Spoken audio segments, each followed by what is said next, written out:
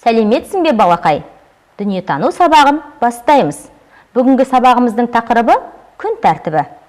Бүгінгі сабақта апта күндері мен тәулік мезгілдері туралы білесің. Күн тәртібін құрастыруды үйренесің. Балалар, сендер тосын сыйды жақсы көресіңдер ме? Өте жақсы. Бұл құпиясы бар қорап. Қораптың ішінде не бар екенін білу үшін мен сендерге жұмбақ жасырамын. Мұқият тыңдайық. Уақытты өлшеп, санап, таппайды бір тағат. Бұл не?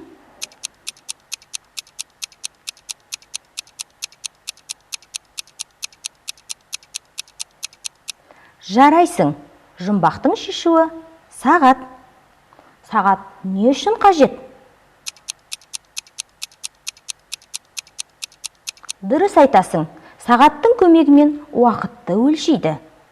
Бүгінгі сабақта бір күнгі уақытты сағаттың көмегімен дұрыс бөлуге болатынын білетін боласың. Уақыттың негізгі құпияларын білгің келе ме? Құпияны білу үшін берілген әріптерден сөз құра.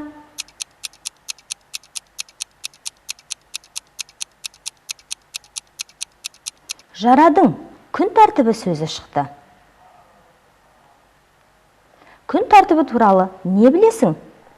Бейне материалға назар аударайық. Алан, маған үй тапсырмасын орындауға көмектесе аласың ба? Әрине, қане қарап көрейін. Мінекей, менің күн тәртібім тақырыбына мәтін жазу керек. Керемет тақырып. Ендіше, өз күн тәртібің туралы жаза ғой. Мен таңертең сағат 7-де тұрамын. Жаттығу жасаймын. Жуынамын. Төсегімді жинаймын. Сосын тамақтанамын. Одан кейін мектепке жаяу барамын. Сағат 8-де сабақ басталады. Жарайсың, Дана. Ал енді сен түскі уақытың туралы не жаза аласың? Мен түскі асты мектептен келгеннен кейін ішемін. Ары қарай достарыммен ойын алаңында ойын ойнаймыз. Енді кешкі уақыттағы күн тәртібің туралы жаз. Жарайды. Мен кешкі сағат 5-те үй тапсырмасын орындаймын. Кешкі астан кейін мен ата-анама үй жұмыстарына көмектесемін. Теледидар көремін. Сағат 10-да ұйықтаймын.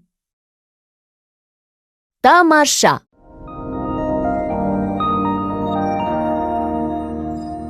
Денсаулық сақтау мен нығайту шарттарының бірі мүлтіксіз орындалатын күн тәртібі. Күн тәртібін сақтау кез келген жұмысты анағұрлым жеңілдетеді. Денсаулықты сақтау үшін адам ағзасының барлық мүмкіндіктерін қолдануға болады. Күн тәртібі бір тәулікке іс-әрекет пен демалыстың барлық түрлерін тиімді бөлу. Күн тәртібін сақтайтын адамдар көбірек іс тындырып, аз шаршайды. Күн тәртібі адамды ұқыптылыққа, тәртіптілікке, жауапкершілікке үйретеді. Ендеше уақытын тиімді өткізетін балалардың бір күнін бақылап көрейік. Ұйқыдан ояну. Таңғы жаттығу. Қиындық тудырмайтын таңғы жаттығулар тез бейімделіп, ұйқыны ашуға көмектеседі. Әрі күні бойы сергек жүреміз. Тазалық денсаулық кепілі. Салқын сумен беті қолымызды жуып, тісімізді тазалаймыз. Балалар, мектепке шықпас бұрын таңғы ас ішуді әдетке айналдырғанымыз дұрыс. Мектепке бару. Мектепке асықпай, табиғат көрінісін тамашалай отырып, бару бұл жақсы көңіл күйіңнің кешке дейін сақталуына әсер етеді. Сабақ. Сабақ барысында ұстазымызды мұқият тыңдайық. Бар зейінімізді оқуға аударғанымыз жөн. Мектептен қайту. Достым, мектептен қайтарда жол жүру қауіпсіздігін есіңде сақта. Түскі ас. Түскі ұйқы. Таза ауада серуендеу. Күндізгі серуен өте пайдалы. Себебі сабаққа жұмсаған күшің қалпына келеді. Бесін ас, үй тапсырмасын орындау. Бос уақытыңды ата-аналарыңа көмектесіп, үй жануарларымен серуендеп, кіші балаларға қамқор болуды ұмытпа. Ұйқы. Күн тәртібінің негізгі элементтерінің бірі ұйқы болып табылады.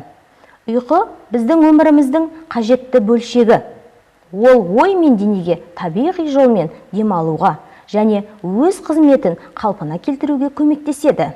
Дұрыс ұйқы жұмыс қабілеттілігінің маңызды шарты. Күнде бір уақытта ұйықтап, тез ұйықтап қалуды әдетке айналдырған жөн. Ауасы тазартылған бөлмеде кем дегенде 10 сағат ұйықтау қажет. Өз ісін жоспарлай алатын адам үлкен жетістіктерге жетеді. Бұған әйгілі адамдардың қызмет жетістіктері дәлел болады. Мысалы, қазақтың алғашқы теміржолшы инженері Мұхамеджан Тынышбаев, ғарышкерлер Тоқтар Әубәкіров, Талғат Мұсабаев, зілтемірші Илья Ильин 2 мәрте Олимпиада чемпионы. Оқыған және жұмыс істеген жылдары олар күн тәртібін сақтауға үйренді. Соның нәтижесінде үлкен табыстарға қол жеткізе алды. Балақай, сен Асланның күн тәртібіне назар аудар. Асланның күн тәртібі туралы әңгімеле. Ол таңертең, күндіз, кешке, түнде не істейді? Аслан таңертең не істейді?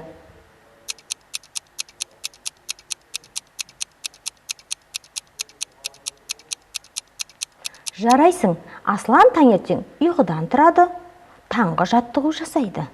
Аслан күндіз не істейді? Жарайсың, Аслан күндіз сабаққа барады, бос уақытын тиімді ұйымдастырады.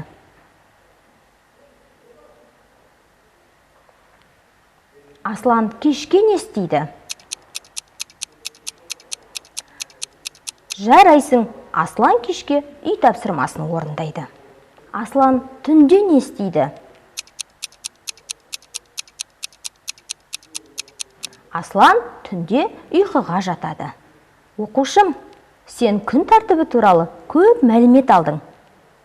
Қане, сен де басқа балаларға кеңес беріп көрші. Неліктен бала сабақта ұйықтап отыр?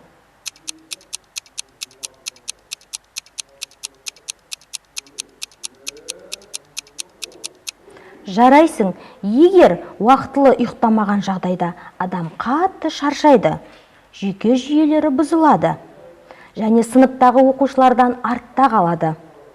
Баланың өсуіне және дамуына, жалпы денсаулығына кері әсер етеді. Балақай, жексенбі күні де күн тәртібін дұрыс ұйымдастыру қажет. Қанекей, бейнематериалға назар аударайық. Сәлем, Дана. Сәлем, Алина. Қалың қалай? Тамаша. Менің саған керемет ұсынысым бар. Демалыс күні балалар алаңында ойнасақ қайтеді.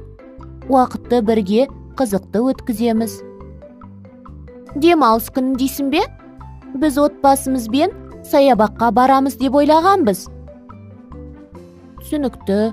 Ал демалыс күні басқа не істейсің? Демалыс күні мен әдеттегіден кеш сағат 9-да ұйқыдан тұрамын. Жаттығу жасаймын. Таңғы ас ішемін, анама көмектесемін, үй тапсырмаларын орындаймын. Біз отбасымызбен түскі асты сағат 12-де ішеміз. Түстен кейін әкем, анам, ағам және мен қалалық саябаққа барамыз. Маған саябаққа барған ұнайды.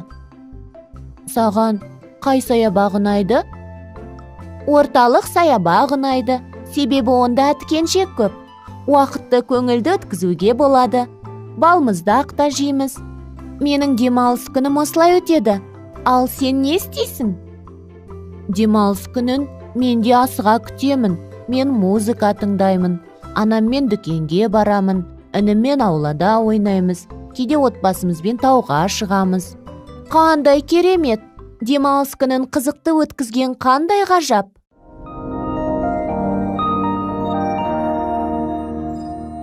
Демалыс күнін алдын ала жоспарлау қажет. Әдетте отбасы мүшелері демалысты бірге өткізеді. Демалыста әркім ұнататын істерімен айналысады. Шуақты күндері табиғат аясында демалуға болады. Балақай, қазір мен саған бір ойын ойнауды ұсынамын. Ойынның шартын мұқият тыңдап ал. Күн тәртібінің кезеңдері бейнеленген суреттер жинағының реттік санын атап шық.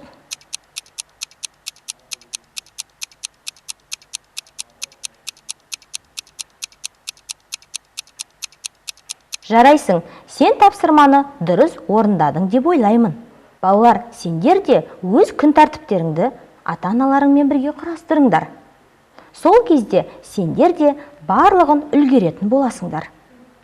Достым, осымен сабағымыз аяқталды. Келесі кездескенше сау болыңдар.